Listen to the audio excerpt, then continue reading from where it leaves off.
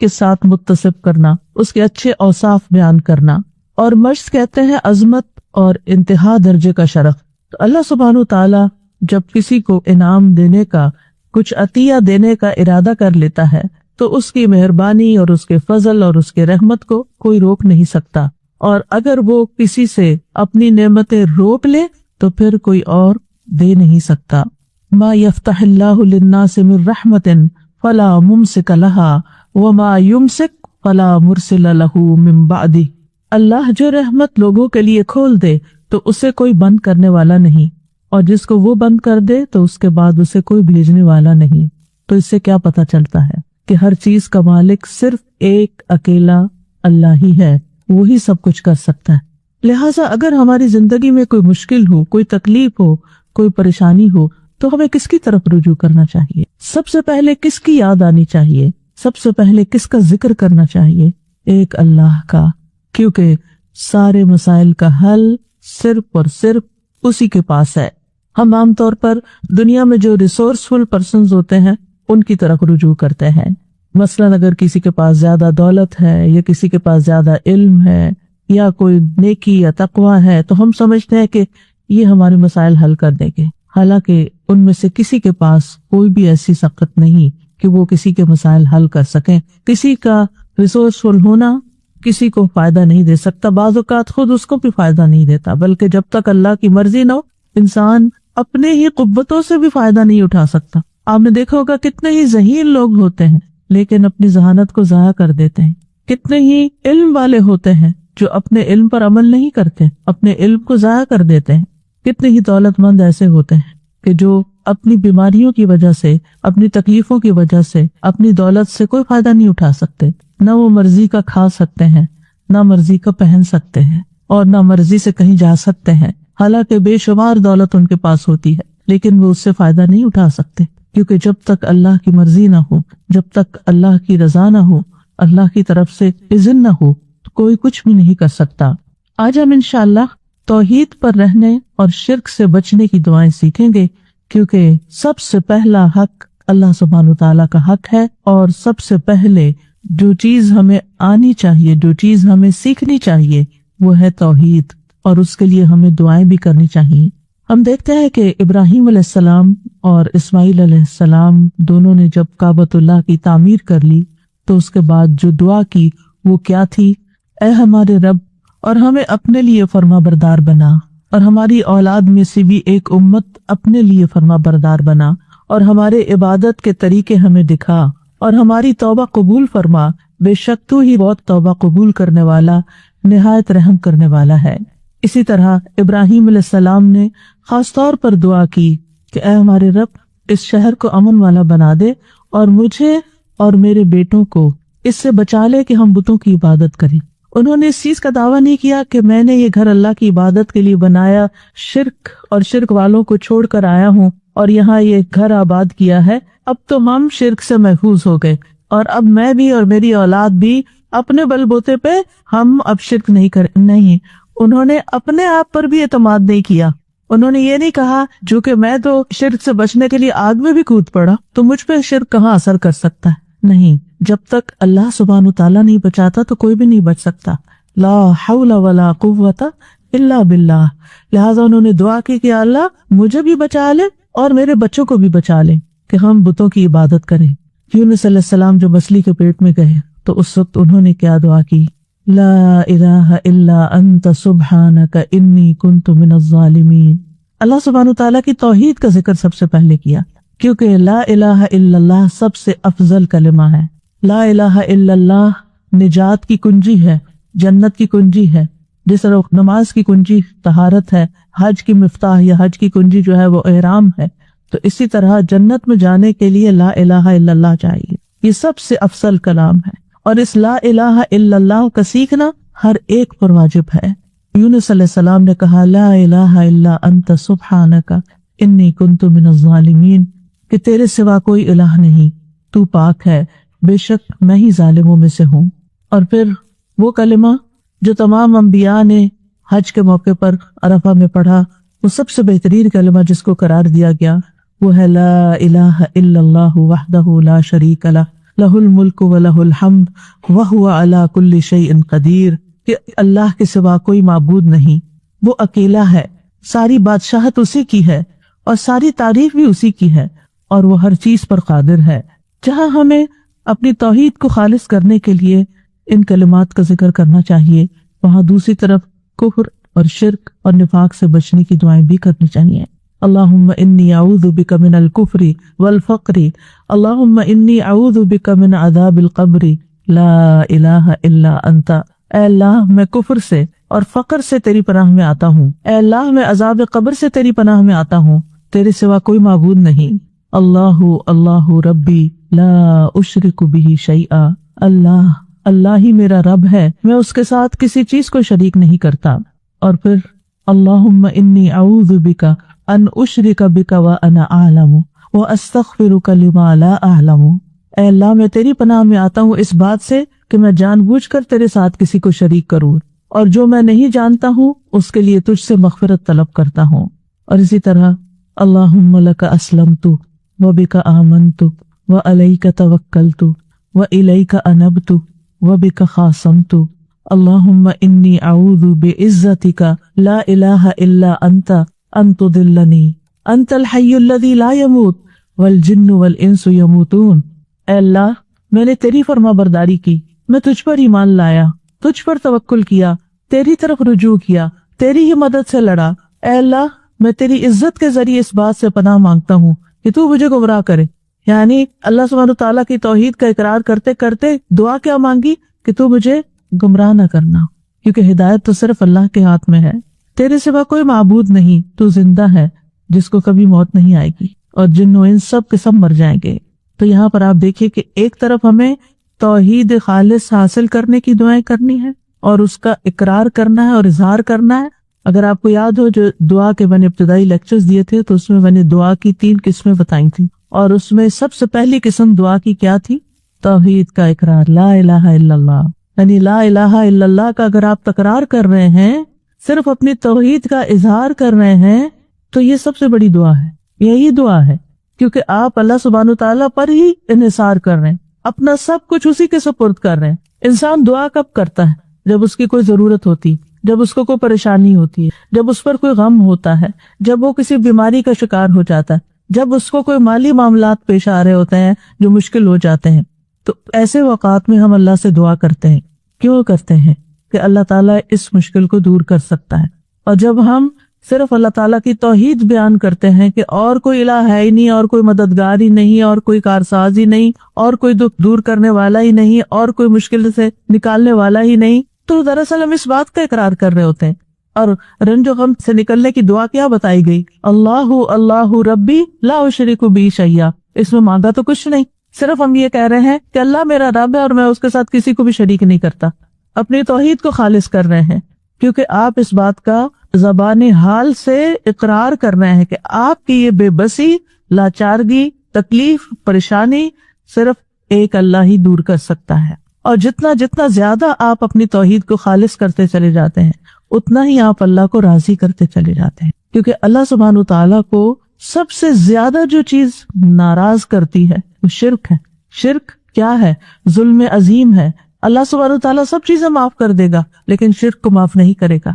تو پھر جب ہم لا الہ الا اللہ، لا الہ الا اللہ، لا الہ الا اللہ پڑھتے چلے جاتے تو دراصل کس چیز کی نفی کر رہے ہوتے ہیں؟ شرک کی نفی کر رہے ہوتے ہیں، کیونکہ اس میں ایک طرف لا الہ ہے کہ کوئی بھی الہ نہیں، میرے نزدیک کوئی بھی بڑا نہیں تجھ سے، کوئی بھی معبود نہیں، کوئی بھی عبادت کے لائق نہیں، کوئی بھی حاجت روا نہیں، کوئی بھی مشکل کشا نہیں، الا اللہ، سوائے اللہ کے۔ ہر خیر کی کنجیاں اللہ ہی کے پاس ہیں، میں اسی کی طرف رجوع کرتا ہوں، اسی سے مدد طلب کرتا ہوں، وہی میرا اصل مددگار ہے۔ اور جتنا زیادہ دل کے ساتھ آپ اس کلمے کو پڑھیں گے اور پکاریں گے اور اپنی تکلیف میں آپ کچھ بھی نہیں کہتے سوائے اس کے کہ لا الہ الا اللہ، لا الہ الا اللہ، بیمار ہیں، دکھی ہیں، اور اس کے کہنے میں آپ دیکھیں اگر آپ کا منہ نہیں کھلتا تھا تب بھی آپ کی زبان اس کلمے کو ادا کر سکتی، یعنی آپ کو اسے بولنے کے لیے نہ اپنے ہونٹ ہلانے پڑتے نہ اپنے حلق کو تکلیف دینی پڑتی، کچھ بھی نہیں، لا الہ الا اللہ، لا الہ الا اللہ۔ اور آپ دیکھیں اگر آپ پریشان ہو، دکھ میں ہو، غم میں ہو، مسائل میں گھرے ہوئے ہو اور آپ کو کچھ سمجھ نہ آ رہی ہو تو بس صرف اتنا پڑھنا شروع کر دیں، لا الہ الا اللہ، اور شرک سے بیزاری کا اظہار شروع کر دیں، تو آپ دیکھیں گے کہ جو ہی آپ اپنی توحید کو خالص کریں گے آپ کے مسائل حل ہونا شروع ہو جائیں گے، کیونکہ آپ نے اپنا پورا توکل، اپنا بھروسہ، اپنا اعتماد اللہ پہ ظاہر کر دیا، اپنے سارے معاملات اللہ کے سپرد کر دیے، وہ سیدھا کرنے والا ہے۔ ہم سمجھتے ہیں کہ ہم مسائل کو حل کر سکتے ہیں، ہم الجھے ہوئے دھاگے سلجھا سکتے ہیں، نہیں، صرف اللہ ہی کر سکتا ہے، اور اس کے لیے علم ہونا بھی ضروری ہے، اس پر ایمان اور اعتماد ہونا بھی ضروری ہے، اس پر یقین ہونا ضروری ہے، اور اس کا پھر زبان سے اظہار اور اقرار بھی ضروری ہے۔ تو توحید یہی ہے کہ انسان اپنی صرف زبان سے نہیں، اپنے حال سے بھی صرف ایک اللہ کا اقرار کرے۔ اللہ سبحانہ وتعالیٰ نے ہمیں پیدا ہی اس لیے کیا ہے، وَمَا خَلَقْتُ الْجِنَّ وَالْإِنسَ إِلَّا لِيَعْبُدُونَ، کہ میں نے جنوں انسانوں کو نہیں پیدا کیا مگر اس لیے کہ وہ میری عبادت کریں، یعنی اللہ کے بن جائیں، یعنی سب سے زیادہ محبت بھی اس سے کریں، سب سے زیادہ تعظیم بھی اسی کی، سب سے زیادہ حق اسی کا، ہر چیز پر اسی کو ترجیح دینے والے ہوں۔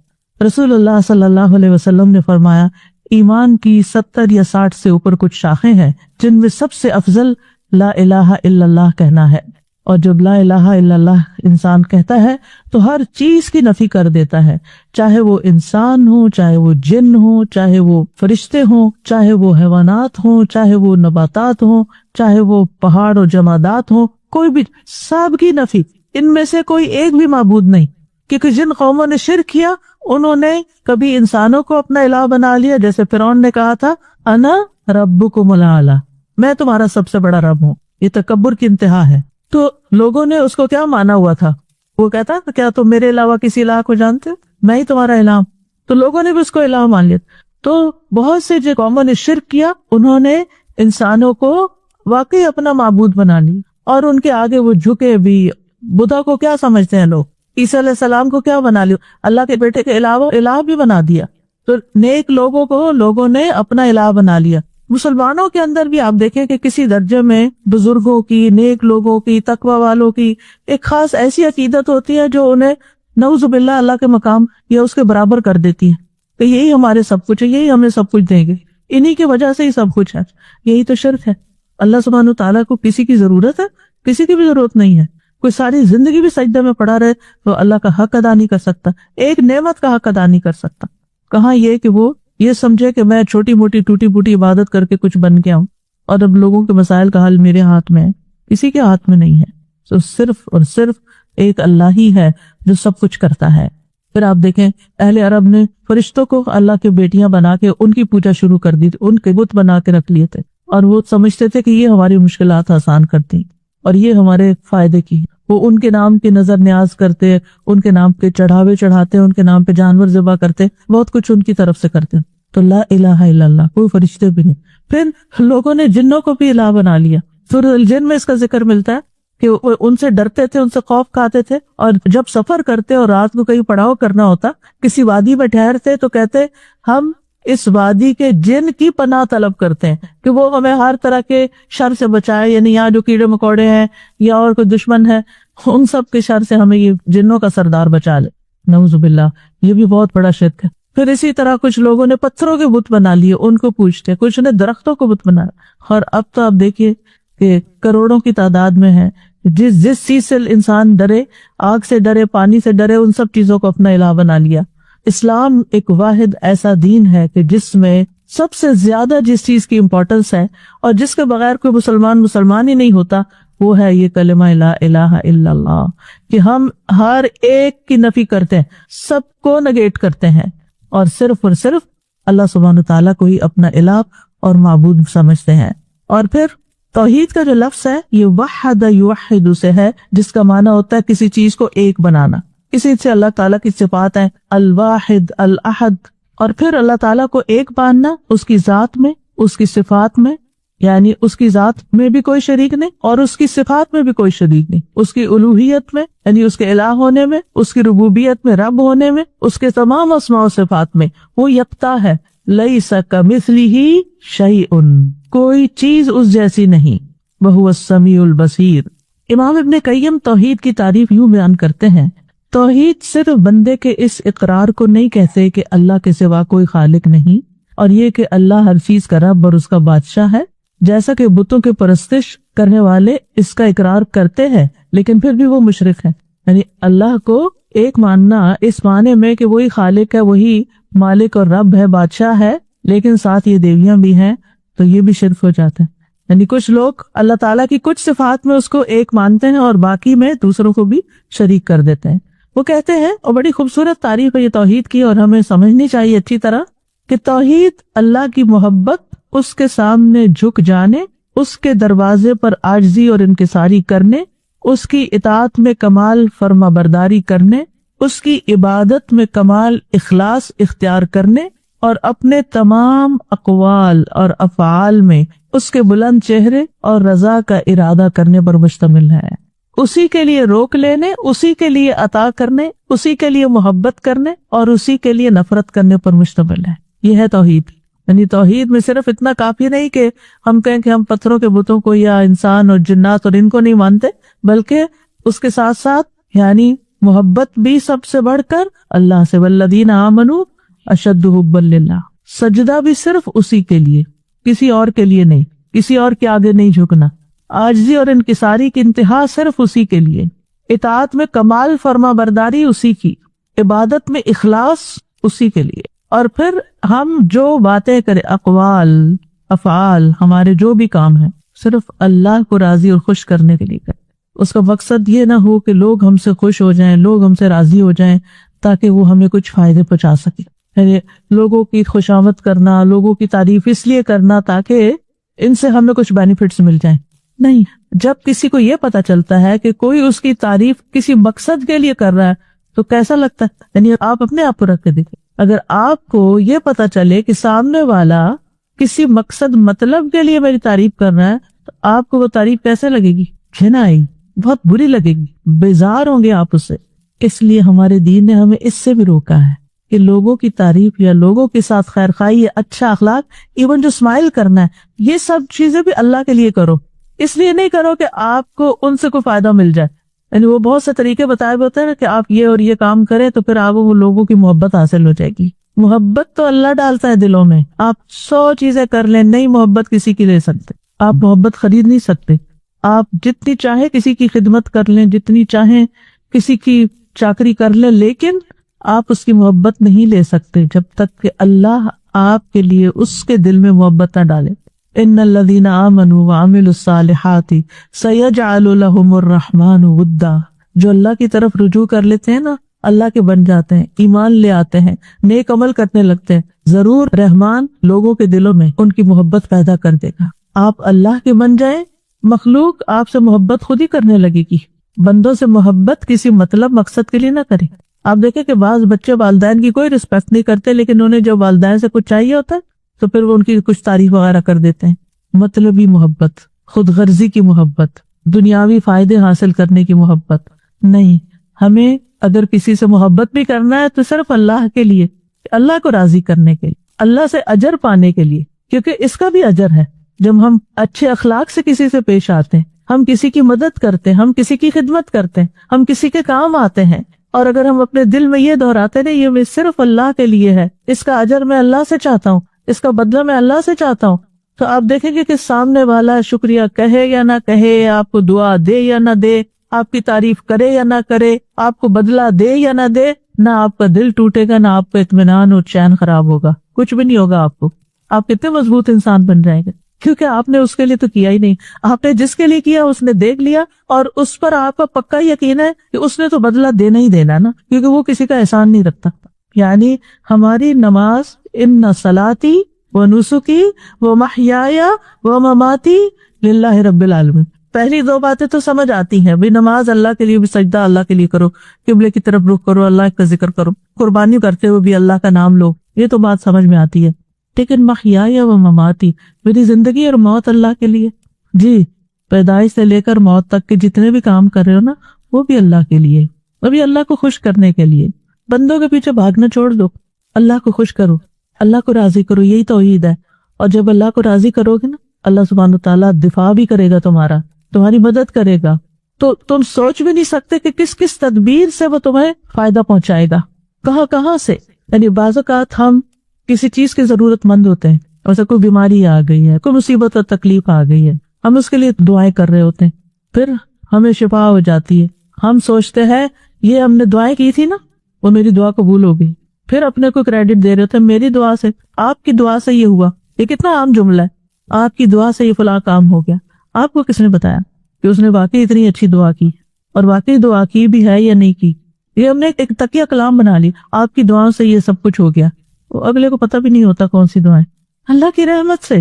اور یہ ہو سکتا ہے کہ آپ کی دعا، میری دعا، اس کی دعا، اس کی دعا، اس سے کچھ ہوا ہو، کیونکہ ہمارے پاس کوئی گارنٹی نہیں، ہمارے پاس کوئی یقینی علم نہیں ہے، ہمیں کہاں سے پتا چلا؟ بات یہ ہے کہ آپ دعا کی بات کریں، آپ کو نہیں معلوم، ہو سکتا ہے آپ نے کسی ایسے وقت میں کسی شدید بھوکے کو کھانا کھلایا ہو اور آپ کھلا کے بھول چکے ہوں، اور اللہ نے آپ کی وہ نیکی لکھ لی، اور اس وقت جب آپ شدید تکلیف میں تھے تو اس نیکی کا بدلہ آج آپ کو یوں ملا کہ آپ صحت مند ہو گئے۔ اللہ تعالیٰ جس طریقے سے مدد کرتا ہے بندوں کی، وہ آپ اپنی طرف سے خانوں میں مت بانٹے، اللہ نے یہ کر دیا، اللہ تعالیٰ یہ کر، اللہ کے بارے میں وہ باتیں کیوں کہتے ہو جن کا تمہیں علم ہی نہیں؟ یعنی یہ شرک سے بھی بڑی برائی ہے، وَأَن تَقُولُوا عَلَى اللَّهِ مَا لَا تَعْلَمُونَ، کہ تم اللہ کے بارے میں وہ باتیں کرو جن کا تمہیں علم ہی نہیں، تم جانتے بھی نہیں، اپنے پاس سے اللہ کے ذمے لگا رہے ہو چیز۔ اللہ تعالیٰ سے حسن ظن رکھنا چاہیے، لیکن ہماری ساری زندگی میں توحید ہونی چاہیے، یعنی ہم چاہے نماز پڑھیں، چاہے روزہ رکھیں، اللہ تعالیٰ اسی لیے تو اس کی جزا خود دے گا کہ روزہ اللہ کے لیے ہوتا ہے، یعنی صرف اللہ ہی جانتا ہے کہ ہم نے روزہ رکھا یا نہیں، تو وہی اس کی جزا دے گا۔ اسی طرح وَأَتِمُّ الْحَجَّ وَالْعُمْرَةَ لِلَّهِ، حج اور عمرہ بھی صرف اللہ کے لیے کرو، اور باقی محیایا و مماتی میں سب کچھ کور ہو جاتا ہے۔ بندوں کی خدمت، بندوں کے ساتھ حسن سلوک، ان کے برے رویے کے باوجود ان کے ساتھ احسان کا معاملہ کرنا، یہ آپ ایسے تھوڑی کر سکتے ہیں۔ کتنے ہی لوگ ہیں جو کسی کو معاف نہیں کر سکتے، اللہ اکبر، ایسے سنگ دل ہوتے ہیں۔ ٹھیک ہے، لوگوں کی بڑی بڑی زیادتیاں ہوتی ہیں، لیکن اسوہ حسنہ کیا کہتا ہے؟ نبی صلی اللہ علیہ وسلم کی سنت کیا کہتی تھی؟ اگر وہ لوگوں کو معاف نہ کرتے تو کیا ایسے دین پھیلتا؟ انہوں نے معاف کیا، کس کے لیے؟ اللہ کے۔ صبر کیا، کس کے لیے؟ وَلِرَبِّكَ فَاصْبِرْ۔ جب ہم کہتے ہیں نا صبر نہیں ہوتا، نہیں، اگر آپ اللہ کی خاطر کریں گے تو وہ صبر بھی ہو جائے گا، اللہ کی خاطر کریں گے تو شکر بھی ہو جائے گا، اللہ کی خاطر کریں گے ہر بڑے سے بڑا، مشکل سے مشکل کام اللہ کے لیے آپ کر سکتے ہیں، کیونکہ آپ کہتے ہیں میں اللہ کے لیے کر رہا ہوں۔ ہم بندوں کے سامنے سٹبن ہو جاتے ہیں، ضدی ہو جاتے ہیں، ان کے ساتھ مقابلے پہ اتر آتے ہیں کیونکہ انہوں نے ہمارے ساتھ یہ کیا تو ہم ان کو ایسے مزہ چکھائیں گے، یہ ساری چیزیں۔ لیکن اللہ سبحانہ تعالیٰ کے ساتھ ہمارا معاملہ عاجزی اور انکساری کا، ہم اللہ کی خاطر ٹوٹ سکتے ہیں، اللہ کی خاطر اگر ہماری کوئی عزت نہیں کرتا تو ہم اس کو برداشت کر سکتے ہیں، کیونکہ عزت تو ساری اللہ کے لیے ہے۔ تو عز من تشاء و تذل من تشاء، تو جسے چاہتا ہے عزت دیتا ہے، تو جسے چاہتا ہے ذلت دیتا ہے۔ بیدک الخیر انک علی کل شیء قدیر۔ تو اس لیے چھوٹے سے چھوٹا کام، کسی سے سلام کرنا، ہاتھ ملانا، اسمائل کرنا، گلے لگانا، کسی کی کو مدد کرنا، خدمت کرنا، کسی کے کام آنا، کسی کو کوئی مشورہ دینا، کسی کا غم بانٹ لینا، کسی وحشت زدہ دل کو انس فراہم کرنا، کسی کے سوال کا جواب دے دینا، کسی کو کوئی مشورہ دے کے اس کی مدد کر دینا، کسی کی کو مالی مدد کر دینا، کسی کو کھلا دینا، پلا دینا، کچھ بھی ہو صرف اللہ کے لیے۔ محیایا و مماتی، شروع سے لے کے آخر صرف اللہ کے لیے۔ انما نطعمکم لوجہ اللہ لا نرید منکم جزاء ولا شکورا، ہمیں آپ سے بدلہ بھی نہیں چاہیے اس کے عوض، اور شکریہ بھی نہیں چاہیے۔ بات ہی ختم ہو گئی، کتنے جھنجٹ ختم ہو گئے، کیونکہ ہم اسی شش و پنج میں پڑے رہتے ہیں، فلاں نے ہمارے ساتھ یہ احسان کیا تو اب ہمیں کیا کر۔ لوگ احسان کو بھی ایک بوجھ لے کے بیٹھ جاتے ہیں، اور زندگی میں لوگوں کو ہی پلیز کرتے کرتے زندگی بیت جاتی۔ اگر ہر شخص کے اندر یہ توحید آ جائے، یہ اخلاص آ جائے کہ جو کرنا ہے اللہ کے لیے کرنا ہے، اور اس کا صلہ اور اس کا بدلہ اور اس کا اجر اللہ سے توقع رکھنی ہے، تو آپ جب اللہ کے لیے سب کچھ کریں گے تو آپ کے نیک اعمال میں تیزی آ جائے گی، کیونکہ آپ بہت سارے بوجھ سے نکل جائیں گے، اللہ تعالیٰ سے کنیکشن ہو جائے گا، آپ کو پرواہ نہیں رہے گی لوگوں کی کہ لوگ آپ سے خوش ہیں یا ناراض ہیں، آپ نہیں ناراض کریں گے ان کو۔ لیکن اگر آپ کے احسان کے باوجود وہ ماننے کو ہی نہیں تیار، تو معاملہ اللہ پہ چھوڑ دینا۔ اچھا، بعض وقت یہ ہوتا ہے ہم سمجھتے ہیں اس کا معاملہ میرے ساتھ ہے، یہ میری وجہ سے ایسے ہو رہا ہے، میری کوئی غلطی ہے تو اس کا موڈ آف ہے، یا یہ میری وجہ سے یہ سب خرابی کر رہا ہے۔ آپ کو نہیں پتا اللہ نے اس کو کسی اور طرح سزا دی ہوئی ہے کہ وہ اپنے ٹارچر سے نہیں نکل پاتا، کہ کسی کو معاف نہیں کر سکتا، کسی نارمل انسان کی طرح زندگی نہیں بسر کر سکتا، وہ پتہ نہیں اپنے کس گناہ میں پکڑا ہوا، اور آپ سارا کچھ اپنے اوپر لیے رہ رہے ہیں۔ آپ کیوں اپنے اوپر لے رہے ہیں سارا بوجھ؟ آپ اللہ کی طرف رجوع کریں، اللہ کی طرف منہ پھیر لیں، اس کی طرف توجہ کر لیں، اور لوگوں کو سمجھانے کے بعد ان کے حال پر چھوڑ دیں، وہ جانے اور ان کا رب جانے۔ وہ کیا کرتے ہیں اور کیا نہیں، آپ رسپانسیبل نہیں۔ اگر آپ نے کسی کا دل نہیں دکھایا، آپ نے کسی کے ساتھ ظلم اور زیادتی نہیں کی، آپ نے اپنے فرائض پورے کر دیے، آپ نے اپنی ذمہ داریاں نبھا دی، پھر اس کے بعد کوئی اس کو اکنالج کرتا ہے یا نہیں، ایکسپٹ کرتا ہے یا نہیں، اس کی پرواہ نہیں ہونی چاہیے، اس سے اوپر اٹھ جانا چاہیے۔ جتنا اس سے باہر نکلیں گے نا، اتنی توحید خالص ہوگی۔ توحید جو ہے یہ غموں سے نجات دلانے والی، مشکلات سے بچانے والی ہے۔ تو توحید کا مطلب یہ نہیں کہ اللہ کو صرف خالق و مالک سمجھ کر بس چھوڑ دیا جائے، وہ خالق ہے وہ مالک ہے، نہیں۔ زندگی کے ہر لمحے میں اللہ کے ساتھ تعلق، ہر چیز اللہ کے لیے، ساری فرما برداری اسی کی، ہر قول ہر فعل اس کی رضا کی خاطر، اسی کے لیے روک لینا، کیونکہ بعض اوقات روکنا بھی پڑتا ہے کسی چیز کو، اور اسی کے لیے دینا کسی کو، اسی کے لیے محبت اور اسی کے لیے نفرت۔ توحید کے جو کچھ اور نام رکھے گئے ہیں نا، کتابوں میں ملتے ہیں، اس لیے ان کی تھوڑی سی وضاحت کر دیتی ہوں کہ ذرا مشکل ٹرمز ہوتی ہیں تو مطلب کیا ہے ان کا۔ ایک ہوتی ہے توحید الوہیت۔ الوہیت کا لفظ الہ سے نکلا ہے، اس کا مطلب یہ ہوتا ہے کہ اللہ کی ایسی عبادت کی جائے جس میں محبت اور تعظیم ہو۔ ولہ کا مطلب ہوتا ہے یعنی کسی سے محبت کرنا نا، تو محبت اور تعظیم کے ساتھ عبادت کی جائے۔ اس کا نام توحید عبودیت بھی رکھا گیا ہے کہ وہ انسان ان چیزوں کو ادا کر کے اللہ کی عبادت کرتا ہے جس کا اللہ نے حکم دیا ہے، اور ان چیزوں سے بچنے کے ساتھ اللہ کی عبادت کرتا ہے جن سے اللہ نے منع کیا ہے۔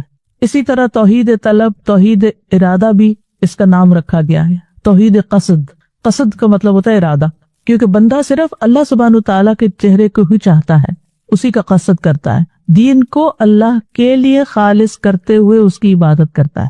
تو ایک ہے توحید الوہیت، دوسری ہے توحید ربوبیت، یہ ماننا کہ اللہ ہی خالق مالک مدبر ہے، رازق ہے، زندہ کرنے والا ہے، موت دینے والا ہے، یہ سارے معنی اس میں آ جاتے ہیں۔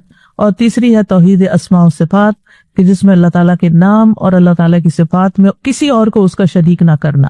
یاد رکھیے تمام انبیاء کی بنیادی دعوت توحید ہی رہی ہے۔ سورۃ الاعراف کو اگر پڑھیں تو اس میں آپ دیکھیں نوح علیہ السلام کا ذکر آتا ہے، حضرت ہود کا ذکر آتا ہے، حضرت صالح کا ذکر آتا ہے، حضرت شعیب کا ذکر آتا ہے۔ سب کا ذکر کرنے کے بعد ایک ہی عبادت آتی ہے، فقال یا قوم اعبدوا اللہ ما لکم من الہ غیرہ، یا قوم اعبدوا اللہ ما لکم من الہ غیرہ، یا قوم اعبدوا اللہ ما لکم من الہ غیرہ، یا قوم اعبدوا اللہ ما لکم من الہ غیرہ۔ ہر پیغمبر نے آ کے ایک ہی جملہ دہرایا کہ لوگو اللہ کی عبادت کرو جس کے سوا تمہارا کوئی الہ نہیں، تمہارا کوئی معبود نہیں۔ نبی صلی اللہ علیہ وسلم نے اپنی تبلیغ کا آغاز کس سے کیا تھا؟ لا الہ الا اللہ سے کیا تھا۔ یا ایھا الناس قولوا لا الہ الا اللہ تفلحوا، اے لوگو لا الہ الا اللہ کہو فلاح پا جاؤ گے۔ لا الہ الا اللہ دراصل انسان کو ہر چیز کی غلامی سے، سلیوری سے نجات دلا کے صرف اللہ کا بناتا ہے۔ یعنی جب آپ بندوں سے خوف کھاتے رہتے ہیں نا تو آپ بندوں کے غلام ہوتے ہیں۔ جب آپ کسی بندے سے اتنی محبت کرتے ہیں جیسے اللہ سے کرنی چاہیے تو آپ اس کے غلام بن جاتے ہیں۔ اس کی خوشی میں آپ کی خوشی ہے، اس کی ناراضگی میں آپ کی ناراضگی ہے، یہ غلامی نہیں تو اور کیا ہے۔ تو توحید جو ہے یہ انسان کو غلامی سے نجات دیتی، لوگوں کے بوجھ اور لوگوں کی جو آپ کے اوپر دباؤ ہے اس سے نجات دیتی ہے آپ کو، کیونکہ کوئی آپ کو ڈراتا ہے کہ اگر آپ نے یہ کیا آپ کو گھر سے نکال دیں گے، کوئی آپ کو ڈراتا ہے اگر آپ نے یہ کیا تو جاب سے نکال دیں گے، کوئی ڈراتا ہے کہ اگر آپ نے یہ کیا تو آپ کا سودا یہ پڑا کو پڑا رہ جائے گا، ہم خریدیں گے نہیں۔ مختلف طرح کی دھمکی۔ جب انسان یہ سمجھتا ہے میرا رازق تو اللہ ہے۔ ہم نے دیکھا ہوگا کہ بعض خواتین ایسی ہوتی ہیں کہ جو ایک ٹاکسک ریلیشن شپ میں ہوتے، صبح شام پر ٹارچر ہوتا ہے ان کی زندگی میں۔ ایک تو نارمل ریلیشن شپ ہوتا ہے نا، ایک دن اچھا گزرا، دوسرے دن تھوڑا کام خراب ہو گیا، ایک دن خوش ہے ایک دن ناخوش، یہ دن اور رات تو ہر ازدواجی زندگی میں آتے ہیں۔ یہ ہو ہی نہیں سکتا کہ آپ ہر روز خوش ہی ہو، اور یہ بھی نہیں ہوتا کہ ہر وقت پریشانی ہو۔ لیکن کچھ ریلیشن شپ ایسے ہو جاتے ہیں کہ جن میں خوشی نام کی کوئی چیز ہی نہیں ہوتی۔ اچھا، اس ریلیشن شپ سے چھٹکارا کیوں نہیں حاصل کرتے کہ پھر کہاں جائیں گے؟ آپ سورۃ الطلاق پڑھ کے دیکھیے، اللہ تعالیٰ کیا حال بتاتا، سیجعل اللہ بعد عسر یسرا، اللہ تنگی کے بعد آسانی میں پیدا کر دے گا۔ لیکن کیوں اپنے آپ کو قتل کرتے ہو، کیوں اپنے آپ کو یعنی مصیبت میں ڈالا ہوا ہے؟ تو بہت سی چیزیں ایسی ہوتی ہیں ہماری زندگی میں جن میں ہم صرف اس ڈر سے کہ اگر یہاں سے میری جاب گئی تو بس میں گیا، اتنی اچھی جاب شاید مجھے کہیں نہ ملے، اس لیے میں نماز پڑھنے کی بھی اجازت نہیں مانگتا، جمعہ بھی نہیں پڑھتا کیونکہ یہ بہت میری پسند کی جاب ہے۔ نہیں، آپ کو اپنے رب کے پاس بھی واپس جانا ہے، اور وہاں پہلا سوال نمازی کا ہونا ہے تو اس لیے آپ کو وہ بھی سوچ کے رکھنا ہے، رازق کون ہے؟ آپ کا امپلائر نہیں ہے، اللہ رازق ہے، اللہ کی زمین وسیع ہے۔ کیا جب آپ پیدا ہوئے تھے تو آپ کو پتا تھا کہ آپ کینیڈا میں آ کے یہاں کا پانی پیئیں گے اور یہاں کا رزق کھائیں گے؟ کس نے آپ کی قسمت میں یہ لکھا ہوا تھا؟ اللہ نے لکھا ہوا تھا۔ ٹھیک ہے، اسباب انسان اختیار کرتا ہے، لیکن اصل تو پلاننگ اللہ کی ہوتی ہے کہ کس کو کہاں سے رزق دینا ہے، کیونکہ یہ ذمہ اس نے لیا ہوا ہے اپنے اوپر۔ لیکن ہم انہی چیزوں کے اندر پریشان رہتے ہیں۔ ٹھیک ہے، پریشانی اپنی جگہ ہوتی ہے، میں نہیں کہتی کہ پریشانی نہیں ہوتی یا بالکل پریشان نہیں ہونا چاہیے، یہ بھی اللہ کی طرف سے ایک انسان کے اوپر کیفیت آتی ہے، لیکن مقصد یہ ہے کہ انسان کسی بھی دنیاوی نقصان سے بچنے کے لیے اللہ کی عبادت اور اللہ کے ساتھ تعلق کو قربان نہ کرے، اپنی عبادت اور اپنی اطاعت اور اپنی فرمانبرداری اور اپنے خلوص اور اپنی وفاداری کا ثبوت دے کہ اللہ تو ہی میرا سب کچھ۔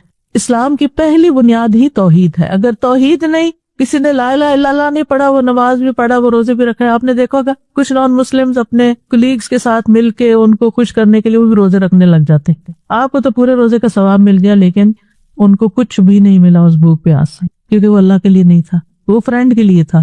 تو ان کو بتانا چاہیے کہ یہ اللہ کے لیے کر لو، صرف ایک اللہ کے لیے لا الہ الا اللہ پڑھ لو۔